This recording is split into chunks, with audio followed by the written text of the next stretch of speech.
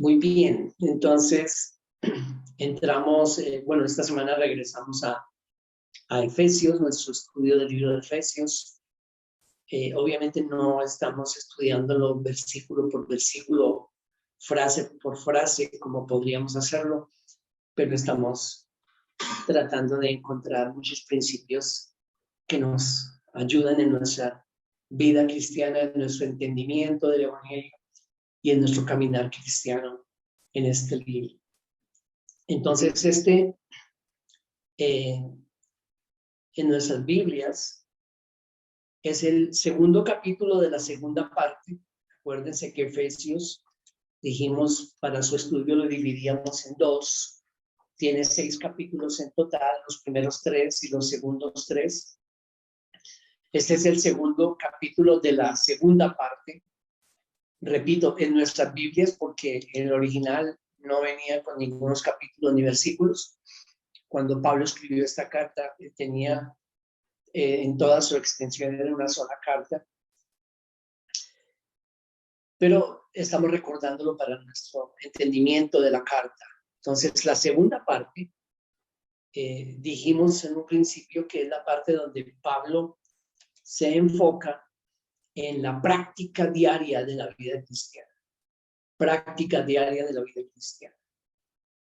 Por supuesto, iniciamos esta segunda parte en el capítulo 4, y en el capítulo 4 él, comenzando esta parte práctica de cómo vivir esa vida cristiana que él expuso doctrinalmente en los primeros 3 capítulos, él inicia en el capítulo 4 enfocándose en el cuerpo de Cristo, en la comunidad de creyentes, que eso se da en diferentes formas, en diferentes expresiones.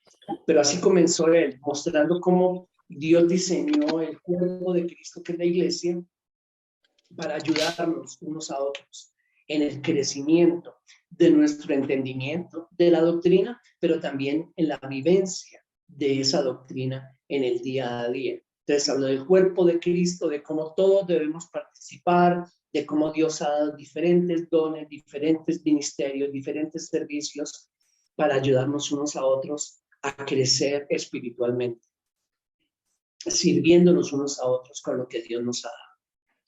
En la segunda parte del capítulo 4, que también ya estudiamos, él comienza a hacer un contraste muy importante que va a continuar en ese capítulo 5. ¿Cuál es ese contraste? La forma de vivir de aquellos que conocemos al Señor, la forma de vivir de aquellos que hemos nacido de nuevo y la forma de vivir de aquellos que no han nacido de nuevo, que están en luz, en la ignorancia, dice él, en sus corazones. Entonces él comienza a hacer el contraste en el capítulo 4 entre el estilo de vida de unos y otros, y comienza a enfocarse en aspectos específicos, como en el capítulo 4 vimos la ira, la mentira, el robo, la gritería, muchos de esos aspectos en el marco de las relaciones interpersonales. Y el contraste una y otra vez es el mismo. No somos llamados a vivir como los que no conocen al Señor. No podemos vivir como los que no conocen del Señor. No podemos vivir como los que no pertenecen al cuerpo de Cristo al cual nosotros pertenecemos. No es el llamado ni tampoco podemos hacerlo. Eso es lo que él está diciendo y el contraste que él comienza a hacer en el capítulo 4. Repito, muchas de esas cosas en las cuales él se enfocó en el 4 están enmarcadas dentro de las relaciones interpersonales, las relaciones entre unos y otros, porque acordémonos que él está escribiendo esa carta a una comunidad de creyentes y por eso siempre vamos a encontrar ese contexto, ese marco de las relaciones interpersonales en el cuerpo de Cristo. Entonces llegamos al capítulo 5 y en el primer verso del capítulo 5 encontramos desde el inicio de ese capítulo un principio de vital importancia para nosotros en cómo caminar como hijos de luz. Acordémonos que una de las palabras que él usa continuamente hablando de esa práctica de la vida cristiana diaria es caminar, caminar, caminar. Y aquí nos da un principio muy importante, así que ubiquémonos ahí en el capítulo 5. Vamos a leer desde el versículo 1 en adelante y vamos a leer hasta el versículo 9 y vamos a tratar de llegar hasta ahí el día de hoy. Entonces Efesios 5:1 dice: sean pues imitadores de Dios como hijos amados y anden en amor, así como también Cristo les amó y se dio a sí mismo por nosotros, ofrenda y sacrificio a Dios como fragante aroma. Pero que la inmoralidad y toda impureza o avaricia ni siquiera se mencionen entre ustedes como corresponde a los santos. Tampoco haya obscenidades, ni necedades, ni groserías que no son apropiadas, sino más bien acciones de gracias. Porque con certeza ustedes saben esto, que ningún inmoral, impuro o avaro que es idólatra tiene herencia en el reino de Cristo y de Dios. Que nadie los engañe con palabras vanas, pues por causa de estas cosas la ira de Dios viene sobre los hijos de desobediencia. Por tanto, no sean partícipes con ellos, porque antes ustedes eran tinieblas, pero ahora son luz en el Señor. Anden como hijos de luz, porque el fruto de la luz consiste en toda bondad, justicia y verdad. Entonces, continuando con lo que ya dijimos, el contraste que él inició en el capítulo 4 en la forma de vivir, en el versículo 1, él nos dice en el capítulo 5, sean pues imitadores de Dios como hijos amados. Déjenme leer todo el versículo, el primero y hasta el versículo 2, 1 y 2. Sean pues imitadores de Dios como hijos amados y anden en amor, así como también Cristo les amó y se dio a sí mismo por nosotros, ofrenda y sacrificio a Dios como fragante aroma. Y aquí hay un principio muy importante, repito, para nuestro caminar diario en la práctica de la vida cristiana. La palabra que él usa en el versículo 1, cuando dice sean imitadores, es la palabra mimeitesis o mimeiteis en el griego. Y esa palabra es de donde viene la palabra nuestra mímica, hacer la mímica. Y básicamente es lo mismo que imitar. Entonces, ¿qué hacemos cuando estamos imitando a alguien haciendo la mímica? Exactamente todo lo que vemos hacer a esa persona, nosotros también lo copiamos, lo imitamos, hacemos la mímica. Ese es el estilo de vida que debemos procurar cada día y en cada una de nuestras acciones. Repito, ese es el estilo de vida que Pablo dice nosotros debemos procurar cada día en todo lo que nosotros hacemos, en todas nuestras acciones. Es imitar al Señor, imitar a Dios. Pero ¿cómo se da ese proceso? Es algo que conscientemente nosotros cada día, en cada acción, tenemos que pensar, ay, el Señor, ¿cómo haría esto? ¿Cómo haría aquello? Yo no creo que sea así de una forma como tan automática, sino más bien a medida que nosotros crecemos en el conocimiento del Señor, a medida que crecemos en el conocimiento de Dios, del cual Pablo habló suficientemente en los primeros capítulos, debemos crecer. A medida que crecemos en ese conocimiento de Dios, yo también creo que crecemos en ese deseo de comportarnos como Él. No es algo nuestro, no es una decisión nuestra, no es nosotros pensando en cada acción, ay, ¿será que esto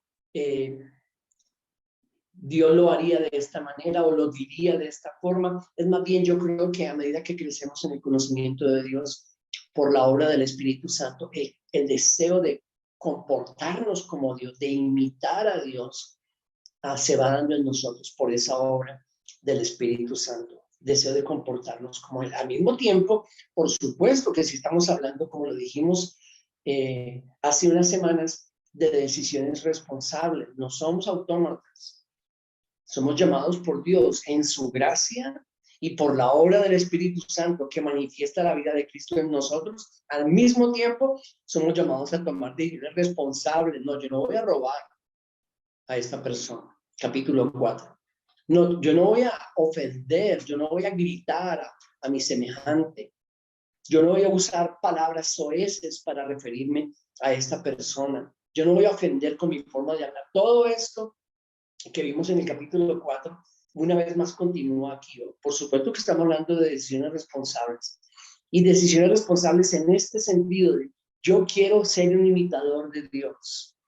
Yo quiero ser un imitador de cómo Dios es según se me muestra, se me revela en las Escrituras. Como hijos, dice él, volvamos al versículo, como hijos amados de Dios, debemos imitarlo porque como hijos amados debemos parecernos a nuestro Padre. Y eso es un principio que sí todos entendemos, que supuestamente debemos ser parecidos a nuestro Padre porque somos sus hijos. Y nuestro Padre quiere que nosotros como sus hijos nos parezcamos a Él. Y eso fue lo que Cristo nos dijo. Por ejemplo, al terminar el capítulo 5 del Evangelio de Mateo, ustedes saben que Mateo 5, 6 y 7 es el discurso, el primero que aparece en Mateo, denominado el Sermón del Monte, conocido como el Sermón del Monte, al cual vamos a llegar más adelante en la comunidad Vida en Misión, donde nosotros nos congregamos, nos reunimos, porque estamos estudiando este Evangelio, el Evangelio del Reino. Entonces, al final del capítulo 5, cuando él ha hablado acerca de bienaventurados, en tantas oportunidades de las bienaventuranzas, cuando nos ha animado y llamado a ser la sal y la luz en la tierra, y cuando él ha hablado sobre cosas como el odio, como el adulterio y todas estas enseñanzas y todas estas instrucciones, no jurar falsamente, no mentir, no vengarnos, etcétera, etcétera. Y pueden ustedes después leer todo el capítulo 5 acerca de todas estas cosas. Él termina diciendo, por tanto, en el versículo 48 del capítulo 5 de Mateo, por tanto, sean ustedes perfectos como su Padre Celestial es perfecto. Esa es la meta, ese es nuestro anhelo, debe ser nuestro deseo, y es ser perfectos, maduros. En el caso nuestro, nuestro Dios es perfecto, pero nosotros aquí no vamos a ser perfectos, pero sí debemos procurar cada día vivir, actuar, comportarnos como nuestro Padre quiere que nosotros nos comportemos, porque Él sí quiere que nosotros nos parezcamos a Él. Y Cristo lo dice muy claramente, sean ustedes perfectos como su Padre Celestial es. Procuren parecerse a su Padre Celestial. Y hay otra forma de verlo que es la contraria, por supuesto, pero que habla del mismo principio, y es algo que el Señor les dijo a un grupo de personas en Juan,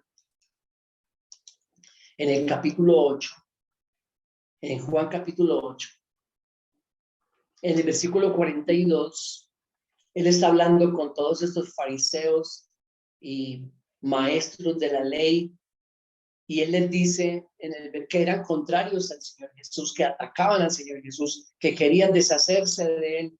Él les dice en el versículo 42 de Juan capítulo 8, Jesús les dijo, si Dios fuera su Padre, me amarían, porque yo salí de Dios y vine de Él, pues no he venido por mi propia iniciativa, sino que Él me envió.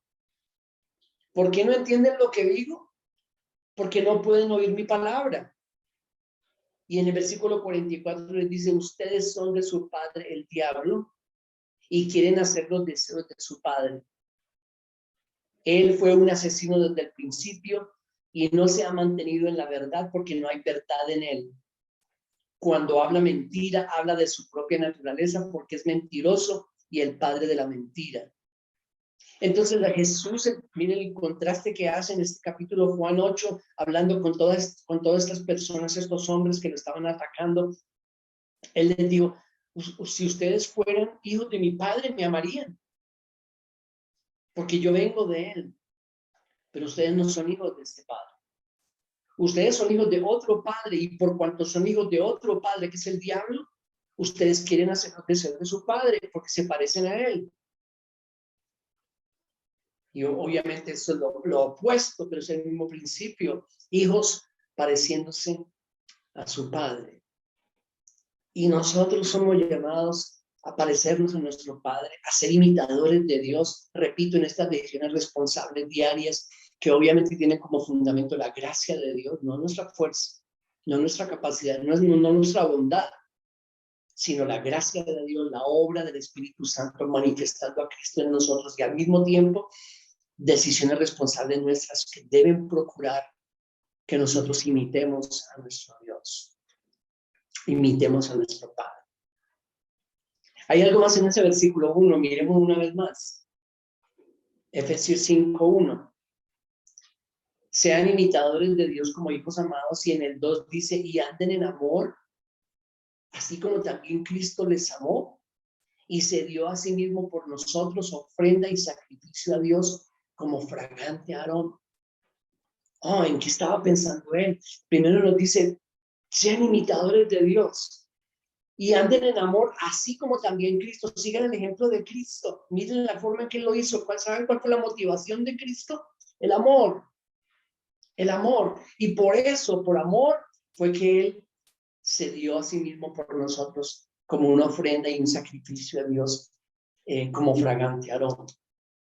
Y la idea es que la única motivación efectiva en este proceso de parecernos a Dios, tomando decisiones responsables que busquen imitar a Dios, es el amor al Señor. ¿A qué me refiero con eso? Ni el legalismo, ni la ley, ni la imposición, ni la fuerza, ni el miedo, ni el moralismo, ninguna de esas cosas son o serán motivación efectiva a la hora de tomar esas decisiones responsables en querer parecernos a Dios en nuestro actuar.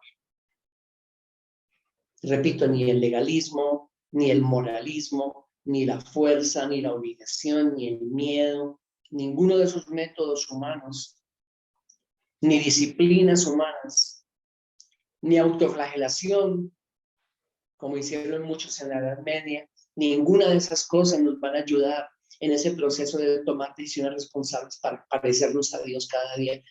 La motivación correcta tiene que ser el amor al Señor, el amor a Dios, la gratitud a Él, el amor a Cristo. Y eso es exactamente lo que le está diciendo en el verso 1. Sean imitadores de Dios.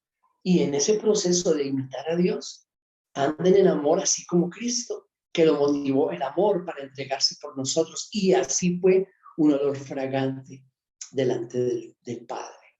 Queremos nosotros ser hijos que imitan a su Padre y por lo tanto son un fragante aroma, un fragante olor. La motivación, la única que nos va a ayudar es seguir creciendo cada día en el amor al Señor, en la gratitud a Él por lo que Él ha hecho por nosotros. Y todo esto, todo ese proceso para mí se da a la hora de que nosotros seguimos creciendo.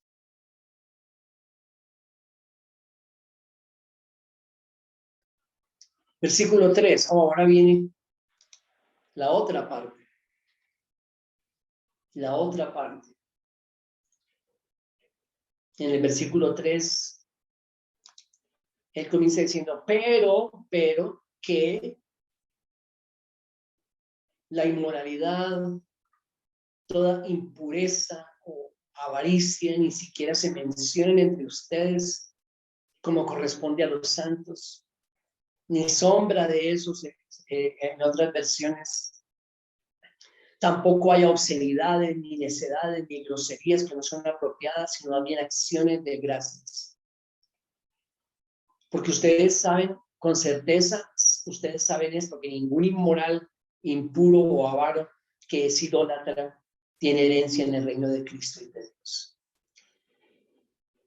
Y en el contexto que Pablo está diciendo todas estas cosas, es el contexto de inmoralidad sexual.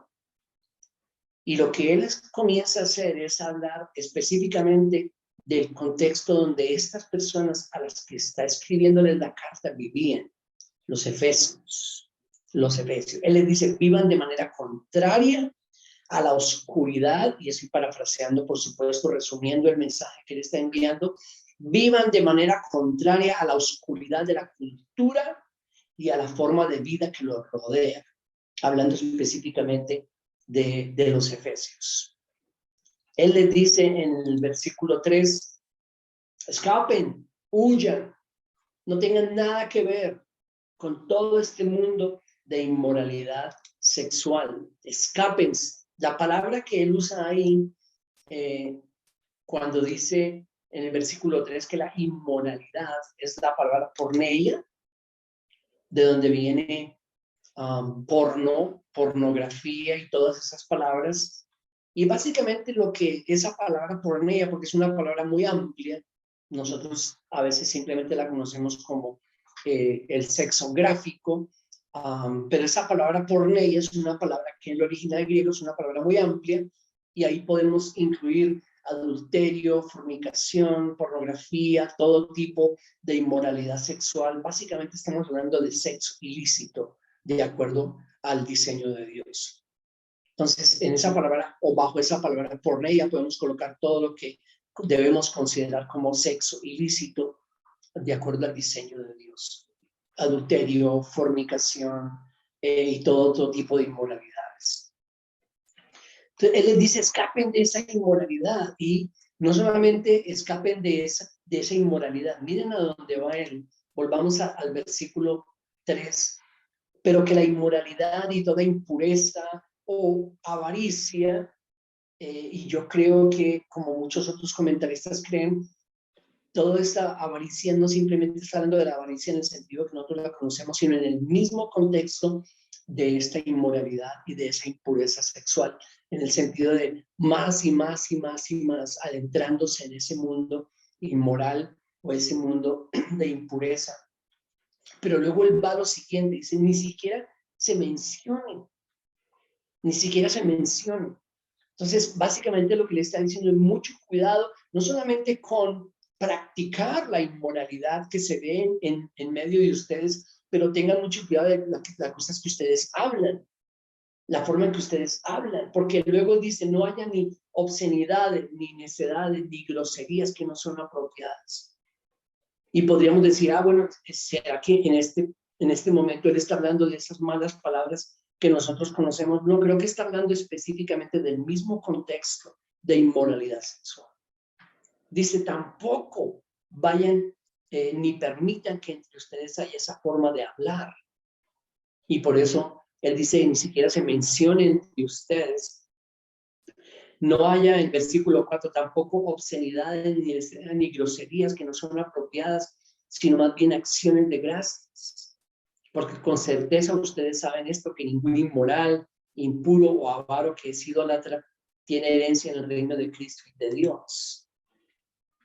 Cuídense en su forma de hablar. No solamente no practiquen, obviamente, todas esas inmoralidades, sexo ilícito, pero en su forma de hablar, cuídense mucho de eso. Palabras sugestivas, chistes de doble sentido, como nosotros los conocemos, que tal vez es una de las formas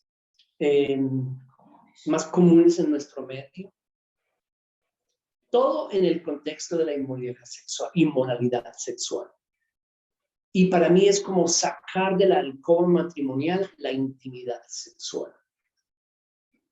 Cuando de cualquier forma o en cualquier expresión sacamos de la alcoba matrimonial, de la intimidad de la pareja, del matrimonio, la intimidad sexual, entonces fácilmente podemos llegar a esta forma de vivir o esta forma de comportarse o de hablar que Pablo dijo, no lo hagan, no permitan eso en su forma de vida. No solamente guárdense de la fornicación, del adulterio, de toda esta forma de porneia, de sexo ilícito, pero cuiden la forma en que ustedes hablan, mencionan, hablan entre ustedes, hablando de palabras sugestivas, chistes de doble sentido, palabras de doble sentido, todo en el contexto de la inmoralidad sexual. ¿Por qué decimos que él está hablando específicamente del mundo donde ellos vivían? Porque él está escribiendo a los Efesios. Y la ciudad de Éfeso era un gran centro comercial y religioso, como de 300,000 personas en el tiempo de Pablo, que era una ciudad bien grande. Era un centro, repito, comercial, también religioso, y alguien la describió como una ciudad próspera de idolatría y sexo. Y creo que es una descripción muy acertada, hablando de la ciudad de Éfeso en el tiempo de Pablo. Repito, alguien la describió como una próspera ciudad de idolatría y sexo. En esa ciudad estaba un templo gigantesco, absolutamente monumental, que era el templo de Diana, la diosa Diana, o la diosa Artemisa, que es la misma, Diana o Artemisa, la misma, y esa era la diosa de la fertilidad. Ahí estaba, en la ciudad de Éfeso. Los cristianos en Éfeso vivían en ese contexto, en ese ambiente que era absolutamente sexual, sensual, donde no se consideraba inmoral ninguna de esas prácticas. Por el contrario, en ese templo, en el templo de Diana, había miles de prostitutas, hombres y mujeres, y la forma en que la gente que iba a ese templo a adorar a Artemisa o a adorar a Diana era teniendo todo tipo de sexo ilícito con estas mujeres y hombres que vivían ahí o trabajaban en el templo, porque eran sacerdotes de la diosa Diana. Y esa es la forma en que esta gente iba a adorar a la diosa Diana, teniendo relaciones sexuales ilícitas o todo tipo de sexo ilícito con estas mujeres y hombres que estaban en ese templo.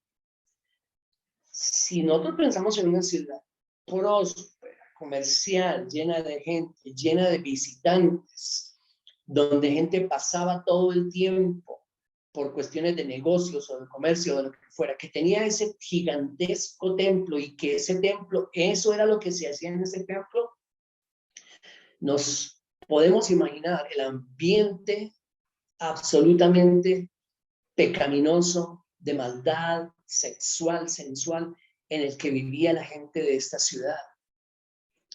Y Pablo le está escribiendo a gente que de ese contexto fueron sacados por el Señor y ahora están aprendiendo cómo caminar con Cristo.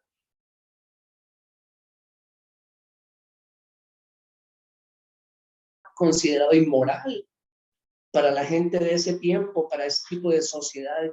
Por supuesto que no era para nada considerado inmoral el tener sexo ilícito fuera del diseño de Dios que encontramos en las Escrituras. Se esperaba de todos los hombres que tuvieran amantes, compañeras sexuales, aparte de su esposa, los que tenían esposa. Era absolutamente natural para ellos, era común que eso no era inmoral para nada. Entonces ahora Pablo tiene que venir en su carta a decirle, un momentico. Ustedes han sido sacados de las tinieblas a la luz. Y eso lo vamos a leer en un momentito. Ustedes han sido sacados de las tinieblas a la luz. Ustedes no pueden caminar como los hijos de las tinieblas, porque ustedes ya no son tinieblas. Así que lo que para ustedes era común, ya no es común. Lo que para ustedes era normal, ya no es normal. Lo que era natural, ya no es natural. Debe ser absolutamente contra los principios de Dios, antinatural, antidiseño de Dios. Esa es la forma en que esas personas a las cuales Pablo le está escribiendo, el ambiente donde vivían. Y por eso yo creo que él no solamente les está diciendo, huyan de todo ese estilo de vida terrible y pecaminoso, lleno de maldad que hay en la ciudad donde ustedes viven. No solamente huyan de eso, pero también tengan mucho cuidado con la forma en que ustedes hablan entre ustedes, los ambientes de los que participan. Porque esos ambientes no les sirven para nada. Es más, es un ambiente muy posiblemente los van a llevar a cometer actos inmorales, sexualmente hablando. Y por eso, cuando él les dice que se cuiden de la forma de hablar y que no utilicen ningún tipo de palabras sugestivas, y estoy parafraseando, colocándolo más en nuestro contexto, todas estas conversaciones de doble sentido, todo esto, él les insiste en el 5 diciéndoles, ustedes deben saber con certeza que esto no tiene nada que ver con el reino de Dios, ni con aquellos que somos parte del reino de Dios. Eso forma parte de la vida de aquellos inmorales que no tienen herencia en el reino de Dios ni el reino de Cristo. Para nada forma parte de la forma ni de vivir, ni de actuar, ni de hablar de aquellos que somos parte del reino de Dios y de Cristo. Y en el versículo 6, también muy importante que les dice, no se dejen engañar con palabras vanas, pues por causa de estas cosas que él acaba de mencionar, de toda esa inmoralidad y de ese mundo ilegal, él dice, por causa de esas cosas, la ira de Dios viene sobre los hijos de desobediencia. ¿A qué se está refiriendo cuando dice, no se dejen engañar con palabras vanas?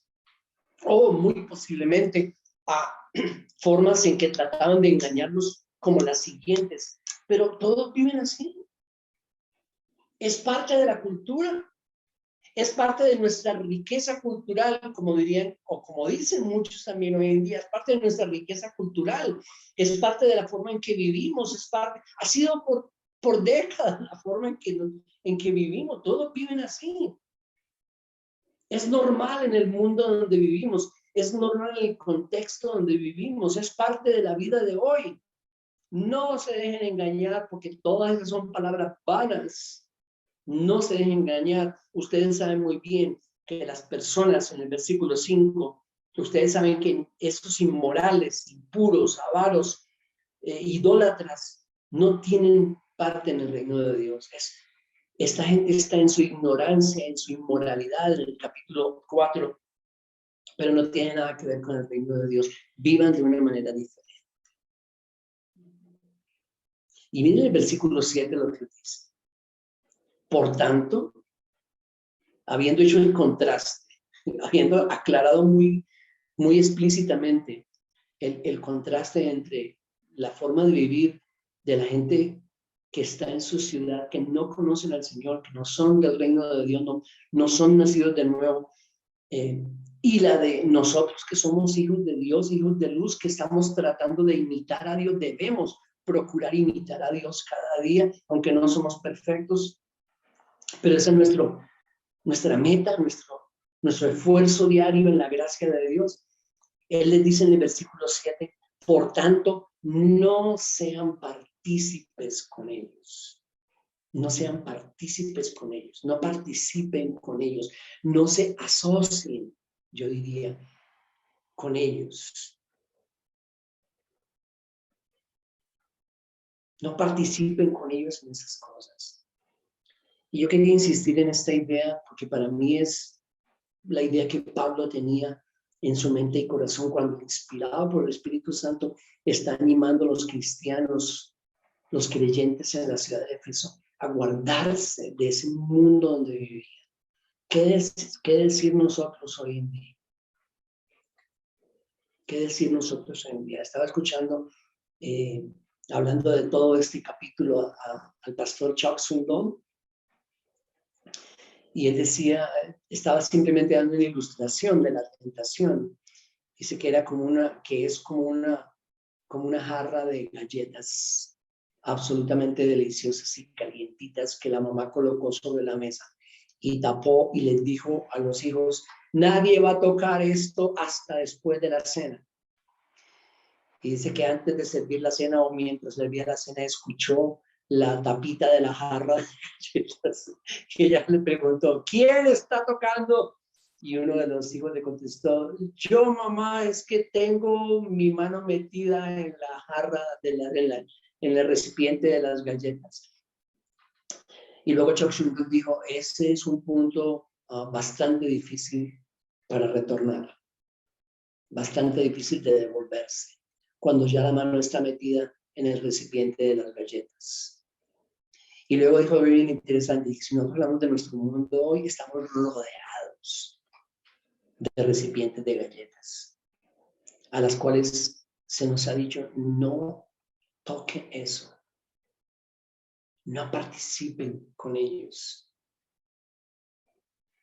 Y Pablo estaba hablando a estos hermanos efesios en esta ciudad de Éfeso, de que se cuidaran mucho, no solamente de las acciones, por supuesto, de la inmoralidad que se veía en esa ciudad, pero de los ambientes de los que participaban, porque él dijo, los ambientes los van a llevar muy posiblemente a esas acciones inmorales, a esa pecaminosidad de la ciudad de Éfeso. Cuídense, inclusive de la forma en que ustedes hablan. No, digan no a esa forma de hablar sugestiva, de doble sentido, no.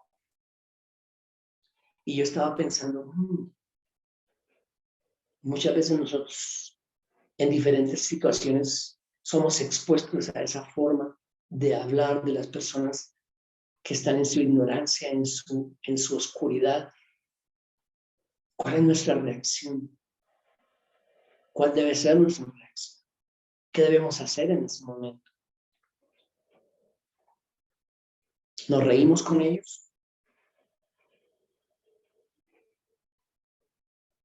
Aunque no digamos nada, debemos participar de sus ambientes y continuar participando. Yo sé que estoy hablando de algo complicado, porque muchos participan o no es que participen voluntariamente, pero están expuestos a esos ambientes en sus trabajos todos los días. Quiere el Señor ayudarnos a todos y ayudar a todas esas personas expuestas a esos ambientes a tomar sabias decisiones para simplemente no participar de ese tipo de situaciones. Porque no son buenas, no son saludables, no son espirituales, no forman parte de nuestro reino.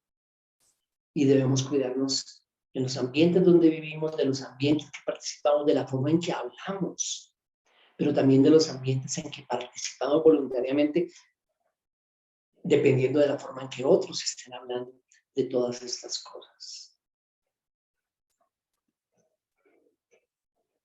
No se asocien con ellos.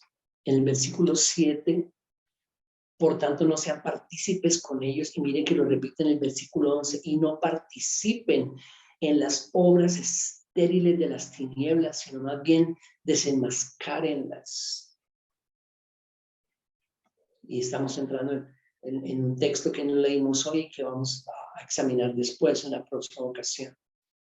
Pero solo quería insistir en que yo considero que Pablo estaba hablando con estos cristianos, diciéndole, guárdense de toda esa inmoralidad, pero también guárdense de la forma en que ustedes hablan, de las palabras y de todo eso, porque muy posiblemente a esto era lo que estaban acostumbrados antes de conocer la luz, antes de ser traídos por el Señor de las tinieblas a la luz. Ahora, otra cosa que no debemos olvidar, cuando él dice en el versículo 4, tampoco haya obscenidades, ni necedades, ni groserías que no son apropiadas, sino más bien acciones de gracias. Gracias, ¿por qué? Acciones de gracias en ese contexto que él lo está diciendo. Oh, la forma en que yo lo veo es, oh, gracias Señor, que yo no, gracias que no pertenecemos a ese reino de tinieblas, que no estamos en esa ignorancia. Porque así como Pablo lo dice en Colosenses capítulo 1, en el versículo 13, hemos leído este texto en otras oportunidades, pero quiero leerlo hoy. Colosenses 1:13 le dice, porque Él nos libró del dominio de las tinieblas. Nosotros estábamos en el mundo de tinieblas y estábamos presos, cautivos, dominados. No había forma en que pudiéramos librarnos de eso, de esa forma de pensar, de esa forma de actuar, de esa forma de hablar. No había forma.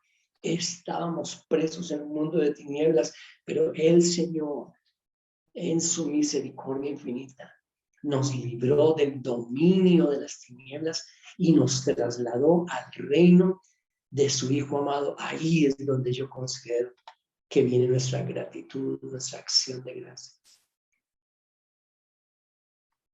Así como dice él en Efesios 5, más bien acciones de gracias.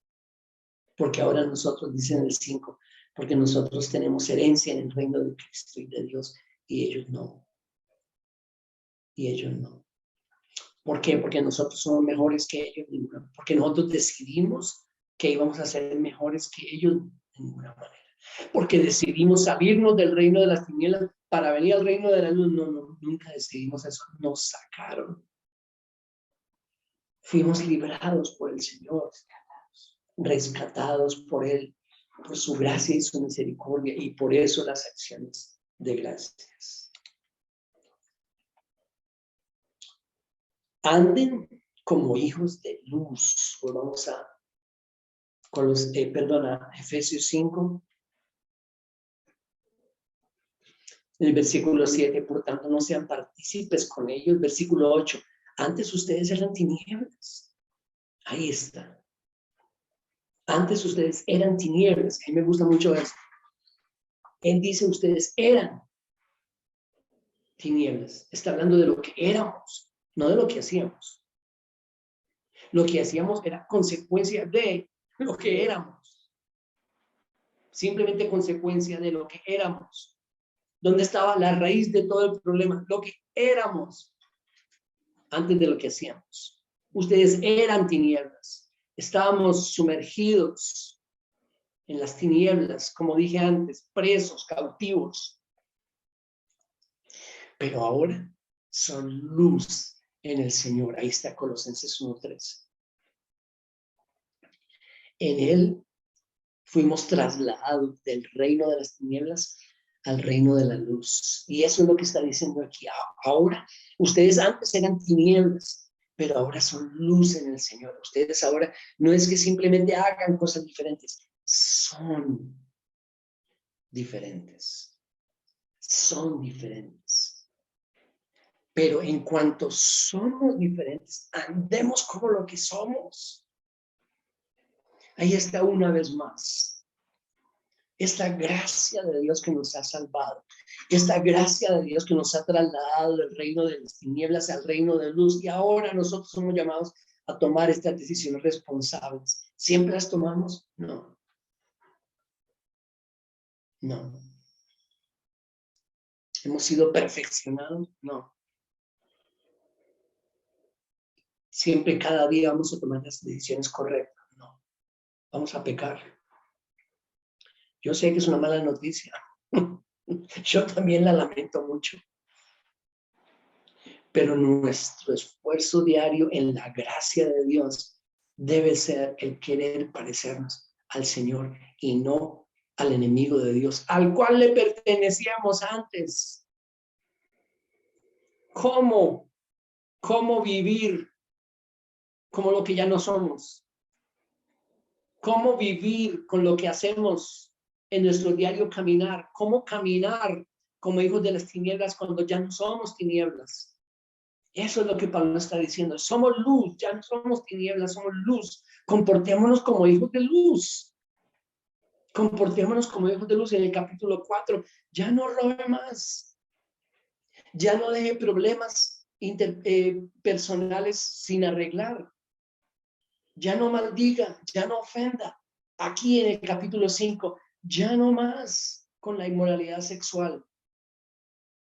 No vamos a formar parte de ese mundo, no más. No importa que sea lo común en la ciudad, no importa que la forma en que la gente vive afuera, nosotros ya no somos tinieblas, somos luz. Andemos como hijos de luz.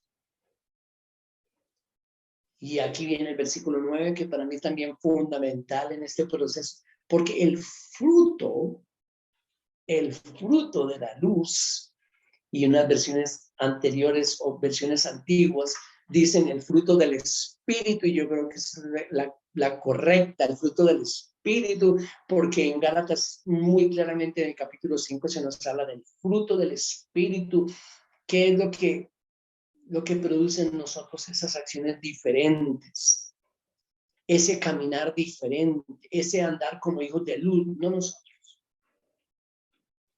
No que yo soy buena gente, no que es que ahora soy cristiano y entonces me volví buena gente y estoy tomando mejores decisiones. No en primer lugar, no son nuestras acciones, es lo que somos. Ya no somos tinieblas, somos luz y andamos como hijos de luz, andamos como lo que somos. Todo eso porque en nosotros mora, vive el Espíritu de Dios y Él produce ese fruto en nuestras diarias decisiones. Es el fruto del Espíritu el que consiste en toda bondad, justicia y verdad. Es el fruto del Espíritu Santo. Entonces, antes éramos tinieblas. El problema radicaba en lo que éramos y no primeramente en lo que hacíamos. Pero ahora, dice él, somos luz en el Señor. Y por cuanto somos luz, podemos, por la gracia de Dios y la obra del Espíritu Santo, manifestar obras y acciones diferentes, decisiones diferentes. Dice, no, yo no voy a andar en inmoralidad sexual, yo no voy a andar en el adulterio, no, yo no voy a andar en fornicación. Yo voy a andar como un hijo de luz. Yo no voy a andar en conversaciones obscenas. Yo no voy a andar en conversaciones de doble sentido. Yo no voy a andar en eso. Voy a ser selectivo con la gente con la que yo ando, con los ambientes donde yo me muevo voluntariamente. Repito, hay dificultad, yo sé, para muchos, en los ambientes de trabajo donde están trabajando con gente que no son de la luz. Pero ¿qué tenemos que hacer? Ser luz, ahí donde estamos. Pero si nosotros simplemente nos asociamos con ellos y participamos de todo lo que dicen y nos reímos de todas las cosas que dicen, cuando sabemos cosas que, como Pablo dice, no convienen, entonces no estamos siendo luz. Necesitamos ser luz en las tinieblas. El otro error, el otro extremo es lo que muchos a través de la historia de la iglesia han hecho. Bueno, entonces simplemente apartémonos completamente. No tengamos nada que ver con ellos. No nos juntemos con ellos. Entonces, ¿cómo va si nos escondemos? Por supuesto que no somos llamados a escondernos. Somos llamados a ir. Ese es nuestro mandamiento. Pero a ir a mostrar la luz y no a congraciarnos con las tinieblas o a participar de ellos. Y en el versículo 9, muy claramente él nos dice que es el fruto del Espíritu. Es el fruto del Espíritu. Entonces, mire, hermano, déjenme terminar con esto. ¿Cómo funciona ese proceso? Hay una fórmula específica y exacta de cómo funciona. No, yo no la sé. Si hay una fórmula, yo no la conozco. Yo sé que a la vez, a la par, simultáneamente, paralelamente, hay un fundamento. Y es el fundamento doctrinal de que es Cristo en nosotros la única esperanza. El Espíritu Santo en nosotros es el que vive esa vida de Cristo en lo que nosotros hacemos, en las decisiones que tomamos. Pero al mismo tiempo somos llamados a vivir como hijos de luz, tomando decisiones responsables cada día. Si no, yo no voy a participar de eso. No, yo no voy a participar de eso. No, yo no voy a participar de las tinieblas. Las dos cosas simultáneamente. Pero repito, el fundamento de todo no somos nosotros. Es la obra de Dios en nosotros. Es la obra del Espíritu Santo en nosotros que está haciendo que Cristo viva en nosotros. Pero al mismo tiempo no se nos ha quitado la responsabilidad de tomar decisiones cada día, de procurar con nuestro estilo de vida parecernos al Señor. Sean imitadores de Dios como hijos amados. Sean imitadores de su Padre. Ustedes son hijos de Él. Imítenlo en su bondad, en su justicia, en su rectitud, en su santidad. Imítenlo. Y ese debe ser nuestro estilo de vida que procuramos cada día. En medio de nuestras caídas, en medio de nuestros errores, de nuestro pecado, porque no hemos sido glorificados. A eso es a lo que somos llamados.